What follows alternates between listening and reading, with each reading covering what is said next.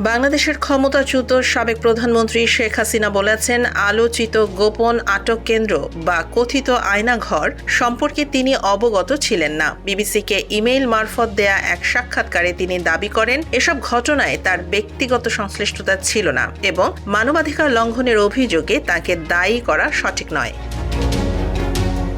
এর আগে আন্তর্জাতিক গণমাধ্যম, মানবাধিকার সংগঠন এবং জাতিসংঘের মানবাধিকার দপ্তরের কিছু প্রতিবেদনে আন্দোলন দমন, গুম, নির্যাতন, গোপন আটক কেন্দ্র ও আইন বহির্ভূত হত্যার ঘটনায় তার সরকারের সংশ্লিষ্টতার অভিযোগ উঠে আসে। সেসব প্রতিবেদনে আন্দোলন পরবর্তী পর্যায়ে বেশ কিছু গোপন স্থাপনার খোঁজ পাওয়ার কথা বলা হয়। তবে শেখ হাসিনা জোর দিয়ে জানান, নিরাপত্তা সংস্থার অভ্যন্তরীণ কোনো অনিয়ম হয়ে থাকলে তা তার অজান্তে হয়েছিল এবং প্রমাণ থাকলে নিরপেক্ষ রাজনৈতিক প্রভাব মুক্ত তদন্ত হওয়া উচিত।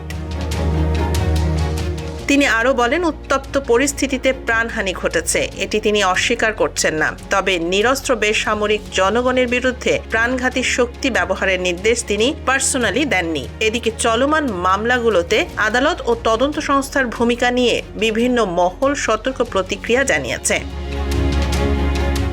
পর্যবেক্ষকদের মতে, সব অভিযোগ প্রতিরক্ষার চূড়ান্ত ফলাফল নির্ভর করবে আইনি প্রক্রিয়া, প্রমাণ ও আন্তর্জাতিক